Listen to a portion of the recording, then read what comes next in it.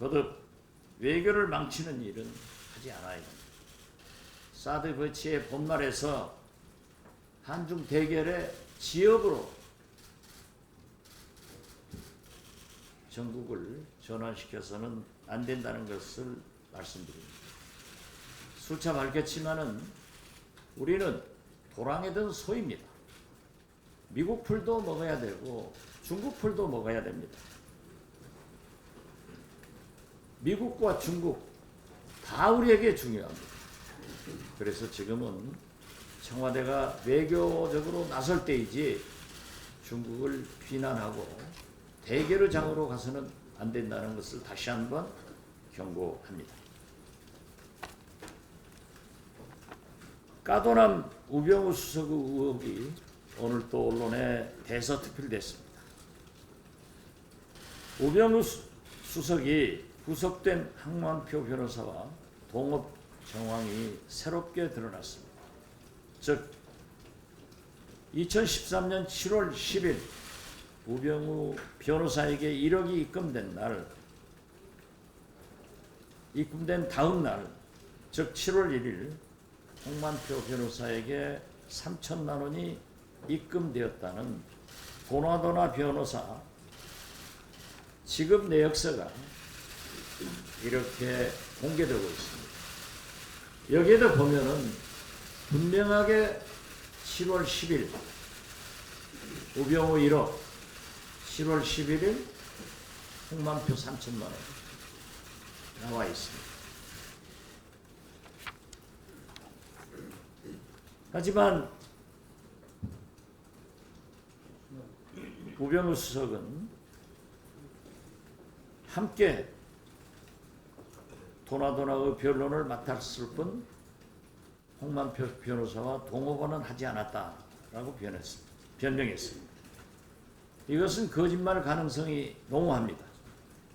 우 수석은 도나도나 사건 수임으로 받은 실제 액수, 홍만표 변호사와 동업 전모, 홍만표 변호사로부터 돈을 받았는지 등에 대해 검찰에서 수사를 받아야 한다고 다시 한번 촉구합니다.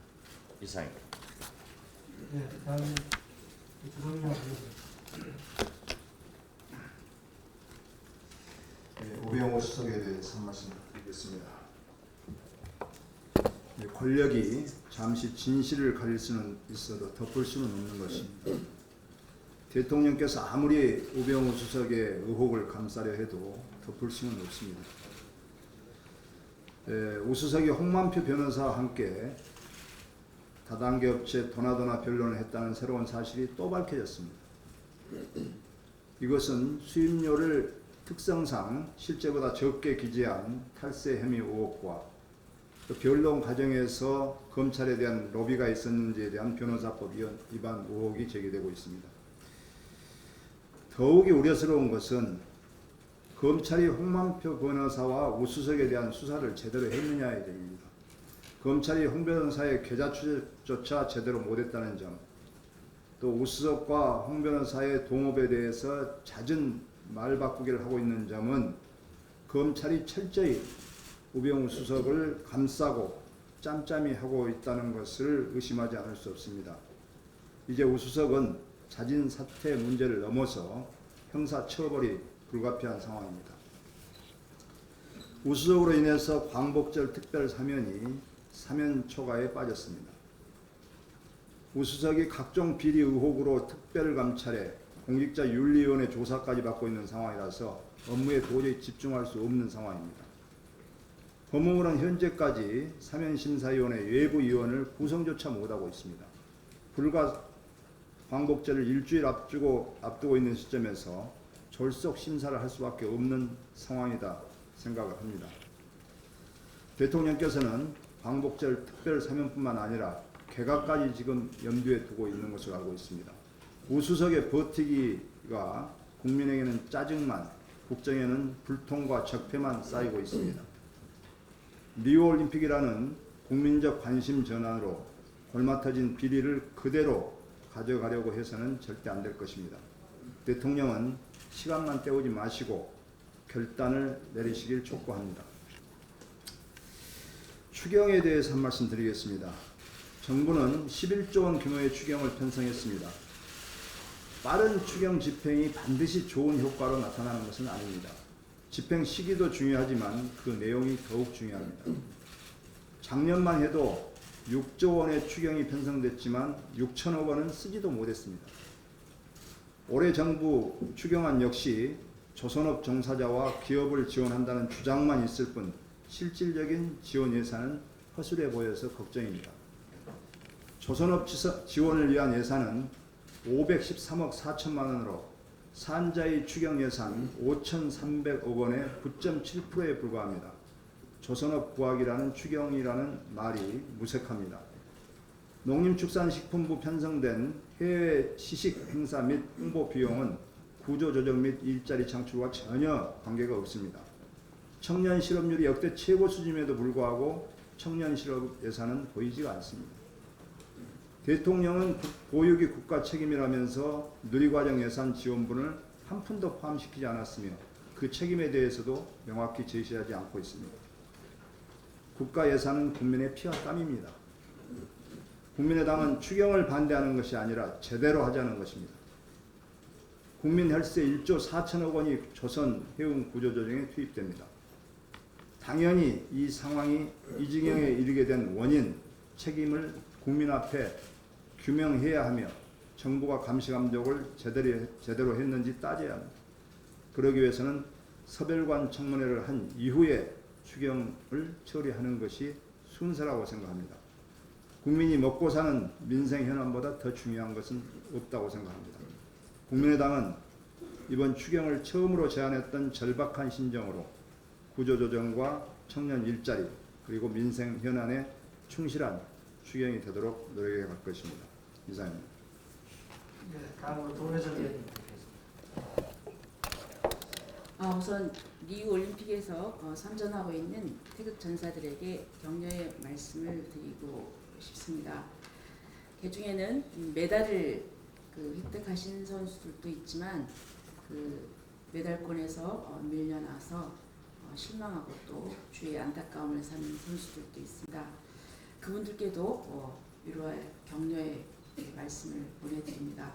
그리고 앞으로 남은 기간 동안 최선을 다해서 실력을 발휘하시고 국위를 선양해 주시기 바랍니다. 사드 배치 문제와 관련해서 더민주당의 김종인 대표에 대해서 말씀드리겠습니다. 그분의 거친 발언이 참으로 듣기가 거북합니다. 더민주당 차기 당대표 후보들이 선거를 의식해서 사드 배치를 반대한다는 식의 발언은 새누리당 대표도 아니시고 아직은 제1야당 대표신데 총재 코스프레 하시는가 아닌가 싶어서 보기가 민망했습니다. 그게 아니라면 이렇게 중차대한 국가적 문제에 대해서 당론부터 정하시고 말씀하시는 게 순서이고 책임 있는 정치인의 도리라고 봅니다. 정치꾼은 다음번 선거를 생각하고 정치가는 다음 세대의 일을 생각한다는 말이 있습니다. 김종인 대표의 전략적 모호성과 더민주 당권 주자들의 사드 배치 반대 입장 중 어떤 것이 정치꾼의 논리인지는 국민과 역사가 냉정하게 평가해 주실 겁니다. 사드 배치 결정에 대한 중국의 반발이 금도를 넘어서고 있습니다. 상용비자 발급 조건을 강화하고 한류 제재 움직임도 현실화되는 듯합니다.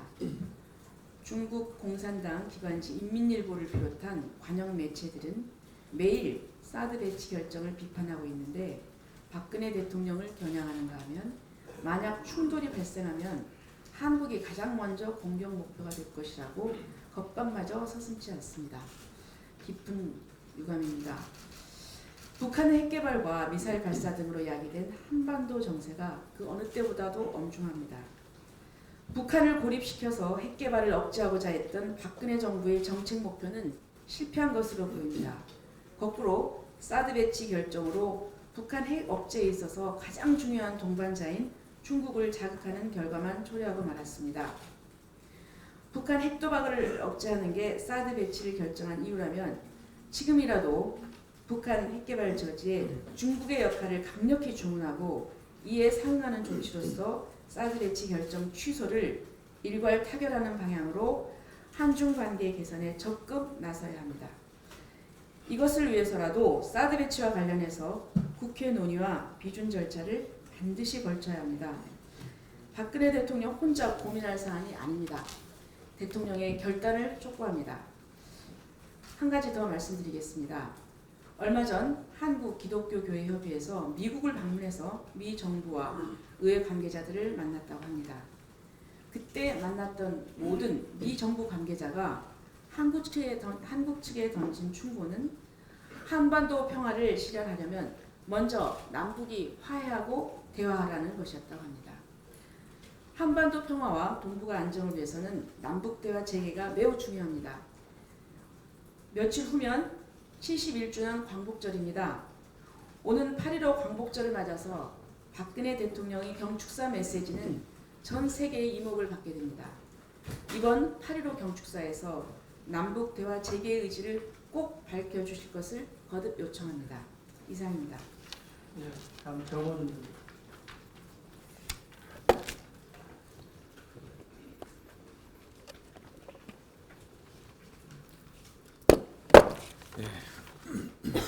연일 폭염이 온 나라를 뒤덮고 있습니다.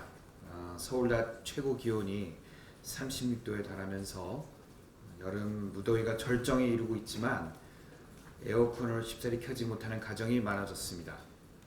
연일 찜통 더위가 지속되고 전기요금 폭탄에 뿔난 소비자들이 잇따라 피해 소송에 나섰습니다. 이미 우리 당은 누진제 구간 6단계에서 4단계로 줄이고 대신 산업용 전기를 더 물리는 방안을 추진하기로 했습니다. 이처럼 누진제 개편을 요구하는 목소리가 거세지고 있지만 정부는 현행 전기료 체계에 손대지 않겠다는 입장인데 지난 10년간 전력 사용 형태가 크게 달라졌는데도 소비자들에게만 인내를 요구하는 것은 적합하지 않습니다. 한마디로 말하면 가만히 있으란 얘기와 다를 바가 없습니다. 열불 터지는 가정과는 달리 해외 IT 업체들은 한국에 잇따라 데이터 센터를 구축하고 있습니다. 너무나 싼 전기 요금 때문입니다.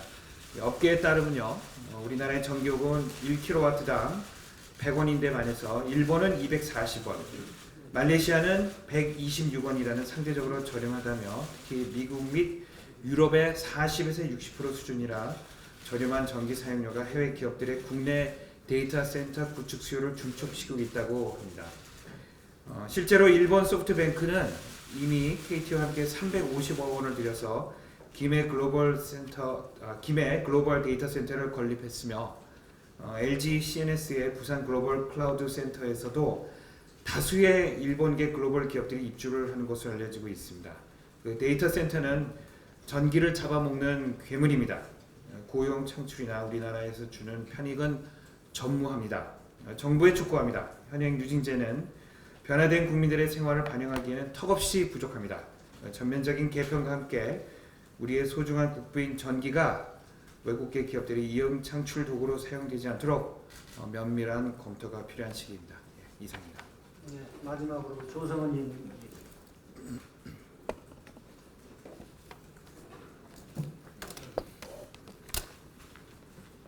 지난달 말 한국은행이 발표한 것에 따르면 우리 경제가 올 2분기 0.7%의 성장에 그쳤습니다. 지난해 4분기 이후 3분기 연속 0%의 성장입니다.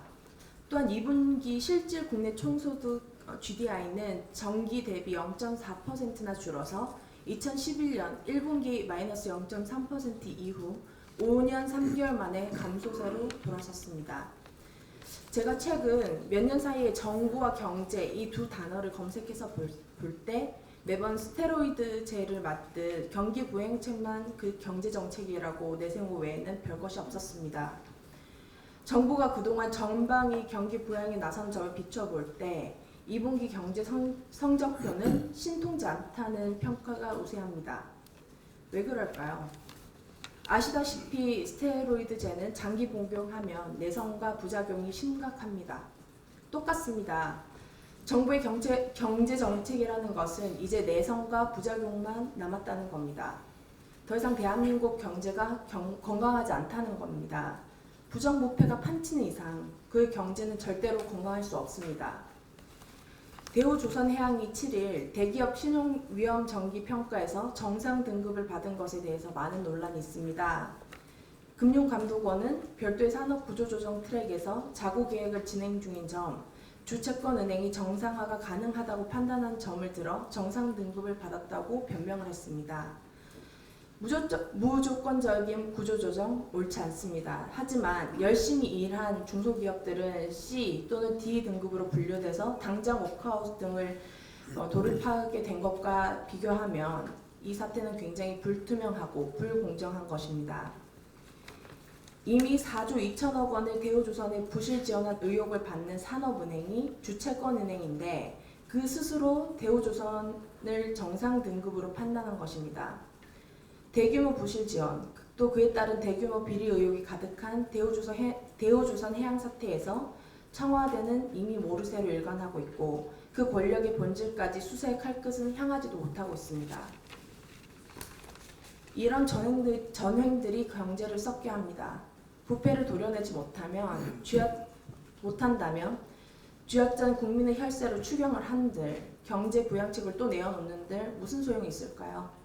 부정부패와 싸우겠다고 했지만 청와대는 신이 주신 면죄부를 가진 집단처럼 이런 식의 전횡을 멈추지 않는다면 이미 아무런 기대를 받지 못하는 정부를 넘어서서 부정부패를 일삼은 그저 그런 정부로 기억될 것입니다. 마치겠습니다. 네, 이상으로 모두만 마치겠습니다.